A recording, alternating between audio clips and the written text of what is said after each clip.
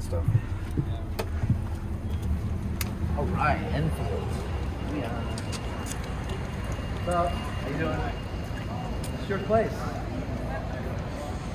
You made your space here today. How much? Good. Have you been following any of our stuff? Sorry? Have you been following any of our? I have actually Really? on Instagram, yes. Yeah, I'm really? quite into politics myself. Oh, you are? Yes. Okay. I Fantastic. was a under 16 Labour MP. Really? Yes. Congratulations. Thank you. Are you still in politics? I'm not not in into politics. it, but I do follow it. Yes. And I did actually have some personal questions for you. Really? Perfect. I'm so glad I came across you. What's your name? Everett. Everett. Okay. Yes, And do you nice work to meet you. here or here? Yeah. Billy Hare. Yes. What's up, Billy Hare? Are you filming me? Yeah. You can film me. It's okay. No, tell me. I'm curious. I actually want to know, I think you're creating your own, you started your own party. Correct. Yeah, so I want to know what your agenda is and what you're imposing you can do for London, Yeah. because previous mayor of London was Boris. Yes. So Now it's Mr. Khan. I don't really support Boris. I can Right. openly say this. Okay. So I do want to support, honestly, the next mayor of London. So I do want to know your agenda, Okay. what Great question. you're promising us. Great question. So first of all, I'm not in politics. It's the first time I've ever considered running for office. I've lived in London for 21 years. I have a funny accent. I'm actually born in the States. Yeah. But I'm a Londoner. I got my citizenship in 07. My kids were born here. I've been in business for 30 years. I've had a show called London Real for the past 10 years. We broadcast conversations on YouTube with like probably 1,000 really cool people. And about 6 months ago, I was looking at London and I thought, these people are running our city into the ground, and I love this city. And I said, I have children in this city, and it made me angry. I thought, I better do something about this. So I started researching what was wrong with London. Londoners care about 4 things, in my opinion. They care about their jobs and their businesses being open more than anything. They care about knife crime on the streets, which is horrendous proportions. They care about transport. Nobody wants to pay congestion charges and high transport charges. And they care about housing. Well, I don't know about you, but my housing costs are too expensive. So those are the 4 things I've focused on, everything through the lens of business. In the business world, you have to hold people accountable or you go bankrupt, and you can't ask for billions of bailouts. You can't blame Boris Johnson when something doesn't work out. You have to do it right. So first, the economy. I want to get London back to work and rebuild the economy proactively. And that means I want to abolish the congestion charge for the rest of the year to get as many people in London as possible. I want to zero out business rates, so a place like this doesn't have to pay tax on top of barely making it. And I want to hold something called the Great Celebration. August, 31 days, street fairs during the day, music festivals at night, 20 million people in London, like a big event. If we can. We could, we do it safely as well. But like, we crushed the Olympics. Were you there in 2012? I was here. We crushed it. And I'm talking about a big event like the Great Exhibition in 1851. They brought people all over the world here, tens of millions of people that ran at a profit. So like, that's what I want to do with the economy. I really want to be proactive to build the economy and get people back to work. I mean, there's safe ways of working, as you guys are doing. And I don't like locking down for sake of locking down. And I think our leaders need to have innovations about how we get back to work. So that's the big one. Knife crime is absolutely killing us. Like, it's horrible to watch. It's a shame. We need 2 things. To be honest, knife crime, I'm from Tottenham. Yeah. I don't know, you should know the area pretty Tottenham. well. Yeah. It's bad. disgusting. Yeah. It really is. I was in Croydon a couple days ago, and they have a charity called Lives Not Knives, and there's a woman there, Elisa, and she's like been dedicating her life to this. It's like terrible. I think you need 2 ways to solve knife crime. And I've spoken with senior community leaders, senior members of the Metropolitan Police. First one, more officers on the street, period. But no one knows how to pay for it. I do. Do you but think bear with more me. officers on the street is going to help us somehow? Bear with me, I'll tell you why. And you should be dubious at first. So, 2 things. First of all, we need more officers on the street, and we need more money for communities. And I know how we can do both. So first of all, officers on the street. First of all, it's massively underfunded. There's not enough officers on the street, which means they can't train their officers, which means stop and search is done really poorly right now because they're not trained in the communities because they don't have enough officers. So actually, more officers on the street gives each officer 2 days per month to better train the officers and digitize the officers. I'm not done in 1 second. But officers on the streets don't solve knife crime. If you're not investing in the communities, then what would you expect some of these young children to do? Well, our community centers have been defunded by the current mayor. He's fired youth workers. So we need to put money directly into the community centers. This is when my business hat comes on. We call up the CEOs. I can call up the CEO of Amazon, Barclays, Uber, HSBC, and say, guess what? It's your time to win. You're going to help us put money right into the community centers. So So I'm working with a guy named Jamal Edwards. Do you know him? He did SBTV. It's this big grime YouTube channel that he built about 8 years ago. He's done this in Acton. He's raised a couple £100,000 from Google and a couple other corporates, and we're going to take it to the next level. So 250 community centers, £100 million per year to give these kids something else to do from 3:30 p.m. until 8:30 when their parents come home. So, What do you think would be the best to do? What you're saying, give them something to do. What can you give them? So I think we teach these kids entrepreneurism. You know, they like even what I do. Someone said you'd be a good person to go show up because I would. I mean, I built a YouTube channel from nothing. I know I'm a little older than them, and I built a business from that out of nothing. And I think these kids see these gangs and they see the flashy clothes. I mean, Eliza from Knives Up Knives, she said these days you have to wear Gucci. You can't even wear anything else if you're in the gang. You're showing off. But it's a losing proposition because you go to jail and you don't ever make the money that it implies. So why not teach them entrepreneurship? Teach them about health and wellness. Teach them about all sorts of internship. We can do that with these community centers. But don't ask the mayor for the budget because they'll never find it. That's why I want to get it straight from corporates. So I've spent a lot of time thinking about this stuff. It frustrates me because these things aren't being solved. But right now, we can find the money for the police officers. We can find the money for the community straight from the corporates. And that will actually do something about our knife problem. The current mayor is doing nothing about it. Nothing. He isn't. It's getting worse every year. Every year it gets worse. And you see his campaigning now for your vote. He's not saying anything about knife crime. Like nothing. That's an insult to all of us, I think. So, anyways, tell me what you think. I'm here to listen. I came all the way to Enfield to listen. My personal opinion, Yeah. I think more officers on the street isn't going to help doing anything. Okay.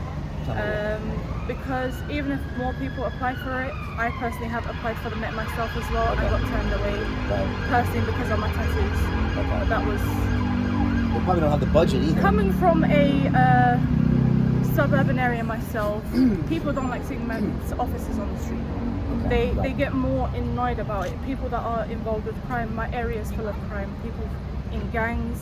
I mean, But what if they were trained with the communities? You know, what I if mean, they had more instead of time and more officers, budget? I think more opportunities for the young people. I agree. That's why we're More putting than money. because they see the police as threat. They see it as, you know, there has been police crime against the community, against the public as well. Lately, especially, that's the only thing that's going all around the news. So I don't think that's going to be of any help, Okay. to be honest. But- So I think more to include them into society, Yeah. like more like youth clubs. Yeah. Apprenticeships that they can apply for. People that have no other opportunity and think the only opportunity for them is gang life. Right. They need to be supported with other opportunities, saying, look, you don't need to do this. You can apply for this. You can do this. We're supporting you with this. You've got more opportunities. That's what this Corpus for Communities is supposed to do. 250 community centers where they can actually see these options and apprenticeships. Look, I know what you're saying about police, okay? And I spoke with this Lives Not Knives charity and Kids on the Street, and I spoke with police officers, and they both admit they both need to do things differently. The police right now, they don't have much budget. They can't train these young officers. They don't pay very well, as you probably know when you went to apply. They pay horribly. They don't hire from the community, and they actually don't treat the citizens very respectfully, and they're not trained with the communities. And I talked to one police officer. He said we used to train the new officers with the communities all together on a weekend, and they would literally see how to treat people, how not to treat people. The people in Croydon said they're disrespectful with stop and search. They said, we understand you have to do it and it keeps us safe, but don't do it so disrespectfully. And the police officers, okay, they said, give me 2 days more a month training and I'll train these officers to be more respectful. So I understand a lot of people look at the police and they don't do it right, but they just need more support. And I think more budget and more training, and I think they can do a better job. And they need to be held accountable, and they should have people representing their communities, like you. And they should be forced to have people in Croydon who live in Croydon police the people in Croydon. And so I think you need both approaches. But right now everyone says there's no money. So let's just last thing I talk about the money. TfL's going bankrupt and London's running at a profit right now. Does that make any sense? London itself is going bankrupt. London, well, yeah, okay, but if you It's look on at its like way there. if you look at the city of London, the financial center, the property in central London, they're making a lot of money right now. Okay, the last year has been a struggle, but it's going to be back. So how come TfL's going bankrupt, but Canary Wharf, the city of London, where I used to work, is making massive amounts of money? It doesn't make Exactly sense. my question. So that's why I think you need something called an infrastructure tax. So look at the O2 Arena and all the buildings around there. The only reason they exist is because the Jubilee extension line went in, right? Probably cost TfL a couple billion. Did they ever get paid for that? No. But tens of billions of pounds were made by these developers. So I'm going to incorporate something called an infrastructure tax. It's 3% on any gain they see from their building if they're within 500 meters of a tube stop. That's it. Above and beyond normal gains. And they give that back to the police for hiring more officers like you, I hope, and for also investing in communities. And that could be billions of pounds. So then TfL doesn't run bankrupt, which means we don't have to have these ridiculous congestion charge extensions and ULEZ charge extensions and LTNs. I'm going to an LTN next. I'm talking about LTNs. Everybody will get angry about that. So again, I see a business solution here, but it doesn't make sense. But London's making a lot of money, and then TfL is being bankrupt, and we're told there's not enough police to keep our kids safe. We should be embarrassed about knife crime in this city. Not just that, but the thing is, how are they making that amount of money when every other small business that you probably see here, we're all going bankrupt? Right. Yeah. So, but what can we do about that? Well, part of the problem obviously are these regressive taxes. So any flat tax hurts everybody.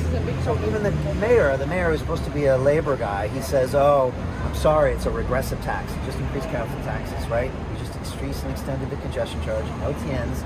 It's this flat rate. So if you make minimum wage or you're struggling, it takes a big chunk of your income." And he's like, "Yeah, I know." And it's like, well, what are you doing for these people? So again, why not tax these big corporations that are making the money out there? I used to work for a corporation. We've already spoken with some of the developers, and they said, we're not happy about this, but we're willing to have this conversation. Because what they do now is they find out a tube stop's going to be built there, and they buy up all the land and they develop it. That doesn't sound fair to me. So I think the corporations can pay a bigger percentage. But I'm also pro-business. I want to allow everybody to try to get back to work. I think if we're all employed and everybody wins, and I don't think the current mayor is pro-business right now. Yeah, I agree.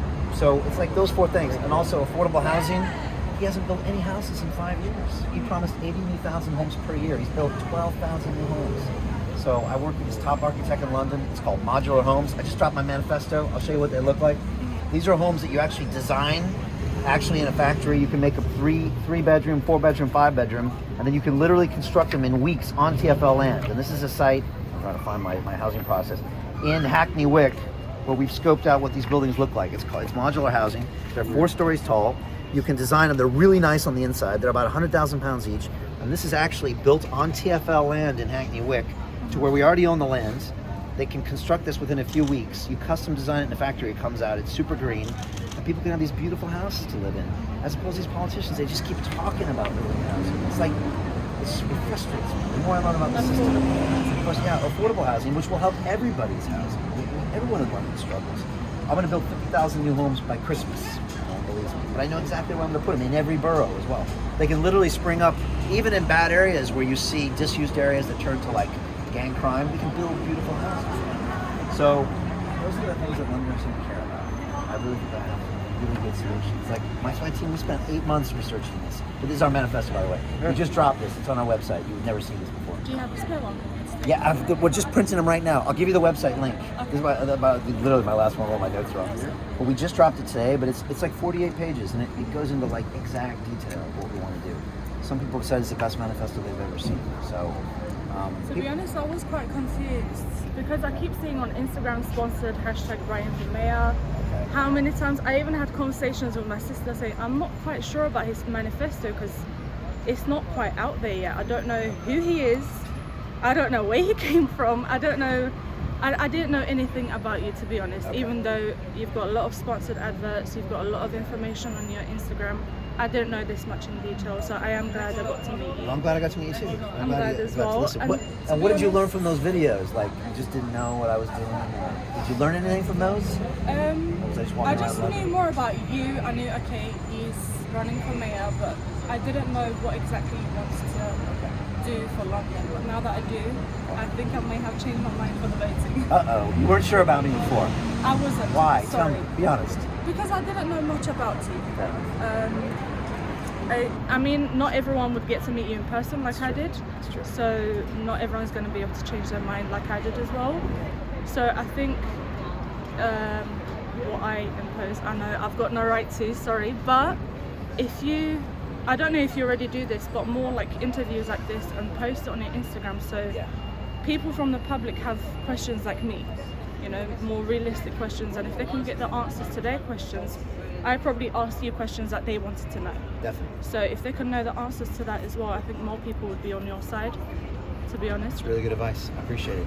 And I know it is, and that's why we're kind of out here filming this stuff, and I love talking to people like you. I honestly think if I could spend 20 minutes with every Londoner and give you this document, think everyone would vote for me. I really do. Because then they get to see, like, we're really passionate about this. Actually, so this isn't just a bus, it's actually a digital battle bus. And I have a studio in the back, and I just live stream for an hour and 12 minutes. My voice is almost gone. And I answer questions from Instagram and YouTube, and I presented this whole manifesto and stuff. And a lot of this information is on the website. But if you didn't know, then that's my fault, because I haven't communicated it correctly to you. So I'm glad I got the chance. It may have been my fault because with No, work it's and my stuff, fault. I hardly get time to But if research anything about it. Yeah, So but I mean, that means I need to do my job better because you need to know what about. So, last thing is I got all these digital networks and I want to take it to City Hall. I want to be live streaming from City Hall every day, taking questions. I think politicians should be on Instagram, like really on Instagram, and actually answer questions. Yeah. But nowadays they don't. Another point about that, Yes. I did really like the fact that you're so active on your Instagram because it makes you more relatable. Because the current any politician right now, it's like they're up there, we're here, we have no idea what they're doing. Right now you're like here with us. We know who you are, we see what you're doing, we know where you're going, you're meeting everyone, you're more relatable than any other politician out there. I can just say that. Well, that's good. It makes me really happy. And I agree. I see the current politicians, and every picture on Instagram seems like a photo op, like a press release. You don't get to know what they're really like. I've been told I shouldn't post some things on Instagram. Sometimes I post me hitting a punch in a bag, and people are making fun of me. But that's okay. You know, that's me. It's like it's real. So I appreciate you saying that. Actually, you made my day by saying that. So, but I agree. I think our politicians need to be more transparent. So I'm trying here. I've been to every single borough in London. We've driven this bus 4,000 miles through London because I come out here and talk to people. Not everyone is as nice as you, but some people. I like your hard questions too. You know, it makes me know what I need to do. So, anyways, we're gonna get this lady a copy of this. But you in the link in the meantime is Brian for Mayor, our website, and then manifestos right at the top. I think you'll like all this stuff. So there you go. Can we get you a button or anything? We got buttons. Can we get you a little swag? Thanks for the time. Thank you. By the It was way, very nice to nice meet you, meeting by the you. way. I appreciate it. Thank you Nice so meeting much you. for speaking. Thanks. What was your name? Billy. Billy. Okay. Is it good to be back? Business? Yes. Feels good, right? Thank We all miss doing what we do, 4 right? months has been a very long time. Very long. I know. And I just, it's up to me. We will always find a solution to stay in a safe way. So, You might know it inside. Off camera. Do you know anything about another lockdown? Oh, thank you. you gotta get the badge. You gotta get a badge. You gotta get a wristband. Is that the right one? I'll take Oh it. yeah, whatever The you want. red's good. That's good. Okay. Get the bands going on. Oh yeah, that's a band and a keychain. Oh, That's good. There you go. Yeah, Oh, we've heard this rumors G. about So, another lockdown. this right one is better. It'd be a terrible decision in our opinion. Want a picture? Thank you. sure. I was actually going to ask you, can we take a selfie? Yeah, Of let's course. do it. You want the bus in the background? Do you mind if we do it as a whole party? No, please. Actually, can we do it tonight? Yeah, that's interesting.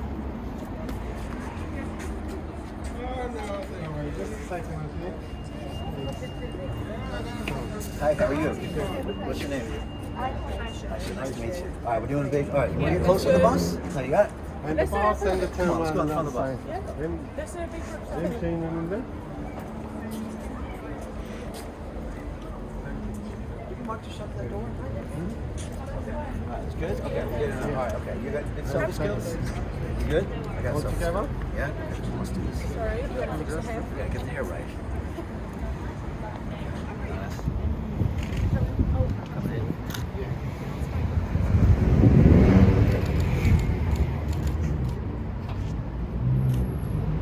Okay. Yeah. On Right from there on 3. three. Yeah. Okay.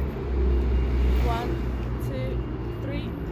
Brian for mayor. Come on. One for me, please. Can I have one for me? One Just more? in this Well, a camera. selfie? Oh, together, right? Okay. Everybody smiles. Perfect. Awesome. Thank you. Hey, thank you so much, man. Hey, I appreciate you, man. Thank you so much. Yeah, appreciate the support. Yeah. Very nice Thank to you. meet you. Nice meeting you. Lovely to meet you. Go back to the- Okay. Thanks all for the right. time. See you soon. Sorry about Byron. Thank you Thank so you much. so Really much. nice meeting Thank you. you. See you soon. Take care. Bye bye.